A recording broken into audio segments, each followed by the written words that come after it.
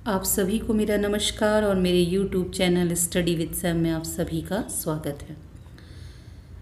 आज हम चर्चा कर रहे हैं सैम्पलिंग के ऊपर और मैं यहाँ पर आपको इस वीडियो लेक्चर के अंतर्गत सैम्पलिंग टाइप्स के अंतर्गत जो रैंडम सैम्पलिंग है जिसको कि देव निदर्शन जिसको कहा जाता है और इन्हीं के प्रकारों पर हम यहाँ पर विस्तार से चर्चा करेंगे।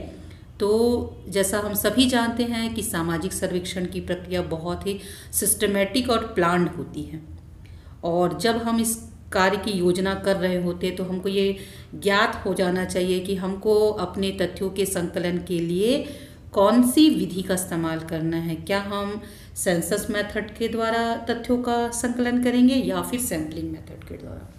सेंसस मेथड यानी जहाँ पर हम संपूर्ण जनसंख्या का अध्ययन करते हैं और सैम्पलिंग मेथड जहाँ पर हम संपूर्ण जनसंख्या का नहीं बल्कि उस जनसंख्या में कुछ इकाई का अध्ययन हम करते हैं, तो इसे हम सैम्पलिंग मेथड कहते हैं। जैसे मैंने पूर्व के वीडियो लेक्चर्स में इसको और डिटेल में बताया हुआ है कि समग्र में से कुछ इकाइयों को अध्ययन के लिए जब प्रयुक्त किया जाए, प्रतिनिधि के रूप में चयन किया जाए, तो इसे ही न्यायादर्श पद्धति या सैम्पलिंग मेथड कहा जाता है। इसके लिए जैसे आप सभी जानते हैं कि जब आप अनाज लेने के लिए जाते हैं तो आप पूरे बोरे के एक एक अनाज को चेक नहीं करते हैं, आप उस बोरे के अनाज के ऊपर से कुछ अनाज का दाना आप अपनी हथेली में रख करके उसकी क्वालिटी को टेस्ट करते हैं। यानी वह जो हथेली में रखा हुआ अनाज का दाना उस पूरे बोरे के अनाज का क्या कर रहा है, प्रतिनिधित्व कर रहा है। इसी को ही हम सैंपल मेथड कहते हैं। जैसे कि चैपलिन ने कहा कि प्रतिदर्श किसी जनसंख्या के ऐसे अंश या भाग को कहते हैं जो उस जनसंख्या का क्या कर रहा है, प्रतिनिधित्व कर रहा है। आपके स्क्रीन में एक फोटो है जिसमें हम देख रहे हैं कि टारगेट पॉपुलेशन मतलब समग्र यहाँ पर जनसंख्या दिखाई दे रहा है। अब समग्र जनसंख्या, इतनी बड़ी जनसंख्या को, इतने बड़े क्षेत्र की जनसंख्या को अध्ययन कर पाना तो बहुत कठिन है। इसीलिए हम इस जनसंख्या का कुछ हिस्सा क्या कर लेंगे, चुन लेंगे और हम ये मानेंगे कि इस जनसंख्या के इस सैंपल का जब हम अध्ययन करते जो निष्कर्ष निकलेगा वह निष्कर्ष समस्त जनसंख्या पर वो निष्कर्ष लागू होगा। तो इसी को यहाँ पर क्या कहा जाता है, सैंपल कहा जाता है। अब सैंपल के बहुत सारे प्रकार हैं, है ना। इसको मुख्य जो दो आधार पर इसको विभाजित किया जाता है जिसको कि प्रोबेबिलिटी थ्योरी और नॉन प्रोबेबिलिटी थ्योरी के अंतर्गत हम देखते हैं। संभाविता प्रतिदर्शन और असंभाविता प्रतिदर्शन। संभाविता प्रतिदर्शन में जिसमें कि जो सैंपल के चुने जाने की संभावना ज़्यादा होती है और नॉन प्रोबेबिलिटी थ्योरी में संभावना जो होती है वो क्या होती है, कम होती है। जैसे कि एक उदाहरण आपको बता दूं कि मान लीजिए आपको कहीं पर कहा जा रहा है कि कक्षा में से आपको 10 विद्यार्थी जो है वो किसी प्रतियोगिता के लिए चुनना है, तो आप बिना किसी विचार के आप रैंडमली किसी भी अपने कक्षा के 10 विद्यार्थियों का नाम आप पुकार लेती, चाहे वो लड़का लड़की, कुछ कोई उसको जानकारी है या नहीं, योग्यता है या नहीं, ये कुछ नहीं देखती। आप केवल संयोग के आधार पर रैंडमली 10 बच्चे आप चुन लेती हो, तो ये क्या कहलाएगा, प्रोबेबिलिटी थ्योरी। पर जब यहीं पर आप उस बच्चों का चयन करते समय पेंटिंग के स्किल को, उसके परफॉर्मेंस को और उसकी योग्यता को मानक मान करके जब आप सैंपल चुनते हो, बच्चों को चुनते हो, तो वो कहलाएगी नॉन प्रोबेबिलिटी थ्योरी यानी असंभाविता प्रतिदर्शन। तो संभाविता जो प्रतिदर्शन है, प्रोबेबिलिटी जिसमें कि प्रत्येक इकाई के चुने जाने की संभावना ज़्यादा होती है, उस विधि का हम यहाँ पर अध्ययन कर रहे हैं, जिसमें सबसे पहली विधि जो है पढ़ी जाती है रैंडम सैम्पलिंग। सरल यादृच्छ प्रतिदर्शन जिसे कहा जाता है, देव निदर्शन के नाम से जिसे सबसे ज़्यादा जाना जाता है। मैं यहाँ पर इस वीडियो लेक्चर में इसी विधि का बृहद रूप से व्याख्या करने जा रही हूँ, रैंडम सैम्पलिंग का। रैंडम सैम्पलिंग होता क्या है, इस विधि के द्वारा जो सैंपल चुनने के लिए हमको सबसे पहले संपूर्ण जनसंख्या की इकाइयों की सूची बना लेनी होती है और हमको ये ध्यान रखना है कि हमको प्रत्येक इकाई को समान महत्व देना है। अब हम अब हम बिना किसी पक्षपात के उन इकाइयों से, उस संपूर्ण जनसंख्या से कुछ इकाई को प्रतिनिधि के रूप में चुन लेते हैं। चुन लेने के पश्चात ना तो हम उसको छोड़ सकते हैं और ना ही उसके स्थान पर किसी दूसरी इकाई को ले सकते हैं। इसी को कहा जाता है रैंडम सैंपलिंग या दैव निदर्शन विधि। इस दैव निदर्शन विधि के विभिन्न प्रकार हैं। इसमें सबसे पहला आता है लॉटरी मेथड। लॉटरी मेथड ये सबसे सरल विधि है। इसमें समग्र इकाइयों के नाम या क्रम या संख्या जो है वो कागज के टुकड़ों पर लिख लिया जाता है, चीट बना लिया जाता है। फिर इन चीट को एक डिब्बे में रख करके उसको इस प्रकार से हिलाते हैं कि कागज के ये टुकड़े आपस में मिक्स हो जाए और फिर हमको जितनी इकाई सैंपल के तौर पर चुनना है उतनी कागज के टुकड़े बारी बारी से निकालते चले जाते हैं। चाहे तो आप आंख बंद करके निकाल सकते हैं, पर आपको हर बार उस डब्बे को हिलाना है ताकि इकाई के चुने जाने की संभावना जो है वो बढ़ जाए। तो ये है लॉटरी विधि।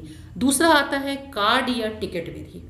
इस विधि में एक ही आकार के, रंग के, मोटाई के, चौड़ाई के कार्ड को लिया जाता है। उसमें संपूर्ण समूह के समस्त इकाइयों का नाम अथवा नंबर या कोई चिन्ह अंकित कर दिया जाता है और बाद में सारे कार्ड को एक डब्बे में भर दिया जाता है। फिर इस ड्रम को हिलाकर घुमा करके उसमें रखे हुए टिकट में से एक एक करके टिकट निकाले जाते हैं। हमको जितनी इकाइयों का चयन करना है उतने बार हम टिकट निकालेंगे। इसे ढोल घुमाव विधि भी कहा जाता है।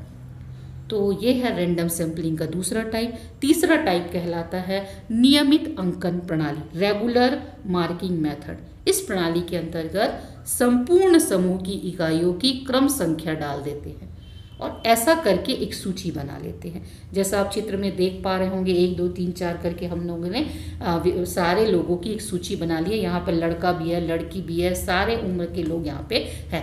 अब निदर्शन के लिए हमको उतनी इकाइयों का चयन करना है जितना हमको चाहिए। इसके पश्चात सूची के सामने रख करके हम 1 से लेकर के क्या करेंगे, संख्या निर्धारित कर लेंगे कि भैया 1 लिया तो अब लेंगे 3, अब लेंगे 5, यानी हम प्रत्येक 3 के बाद जो है वह व्यक्ति को हम निदर्शन के रूप में चुन रहे हैं।